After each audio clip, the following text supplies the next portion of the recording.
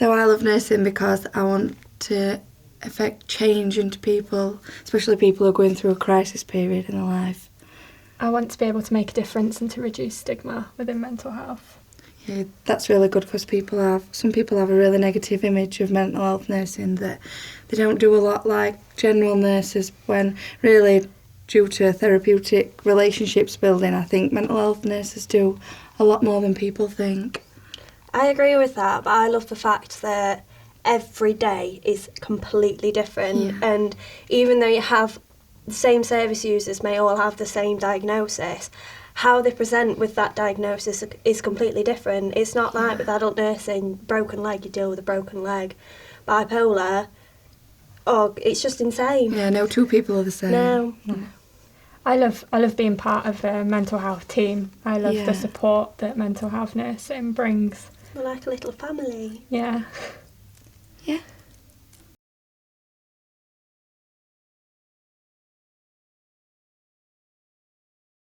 Life as a mental health student were a lot harder than what I expected. It's quite challenging and I'm always quite skint. I know that feeling. But at the same time, it can be quite character building. You get to know yourself better as a person, as your strengths and your weaknesses. And you find your growing confidence as well, speaking to different people, such as nurses, doctors, and people you're working with, service users. Yeah, you get to know yourself, like finding a balance between your placements and families and work. Like you say, if you're skint, you have to work and do a placement. And I suppose it does teach you to be more organised and... Because for 6 months of your university year, you are on placement, so you have to work full time for quite a long time.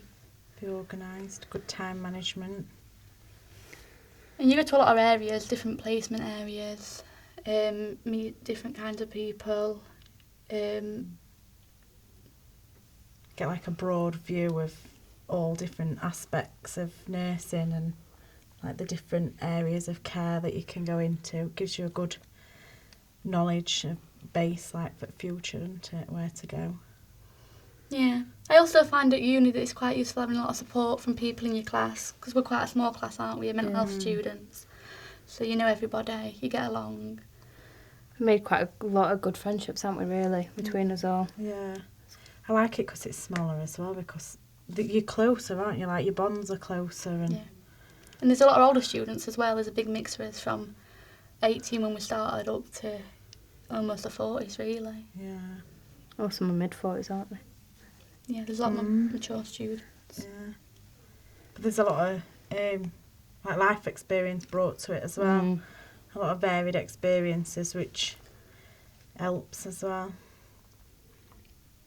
Makes the course a bit easier, doesn't it? I suppose it'll be worth it in the end.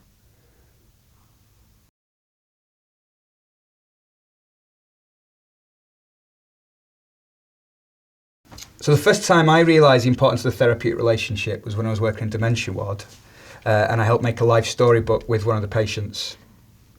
And it allowed me to see, sort of talking to him and his carer and finding out about his life, allowed me to be able to build a richer relationship with him, and I learnt the importance of the therapeutic relationship. I think it allows you to see the person as a whole rather than just their illness, especially with a life story, but you can see what came before, what the life was before in people throughout their lives. And it's not just about an illness, it's about that person as a whole. If you start looking at things illness first, you're going to lose sight of that individual at the end of it all. I found that if you try and discuss something with somebody about something they really don't want to, you're going to potentially damage that therapeutic relationship. But if you explore the things that they want to talk about, interests, hobbies and that, it can you can find a way of getting in to more detailed conversation. I actually think empowering a patient is a really important part of a therapeutic relationship. Giving the patient a choice regarding the care, where they receive the care, what type of medication they have. I think it's really important as well that as mental health nurses we're more person-centred rather than the old model where it might have been more task-centred, more the medical model, that we're moving forward to being more person-centred. Yeah.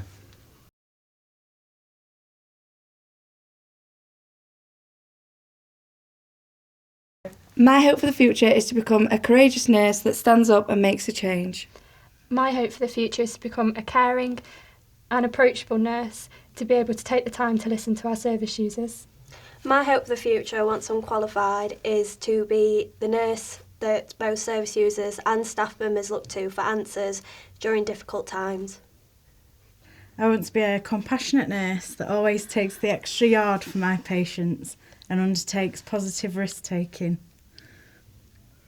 I want to be an approachable and competent nurse that has a good relationship with the patients and always goes that extra mile for them.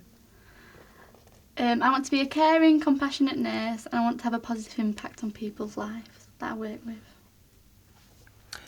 My aspirations are to qualify as a mental health nurse and work in the community to ensure that service users have the best quality of life and are able to fulfil their potential.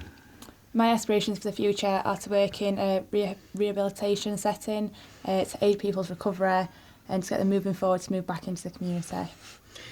Once I qualify, I'd like to build on the skills that I've developed here already and move towards a home treatment team working with people in crisis.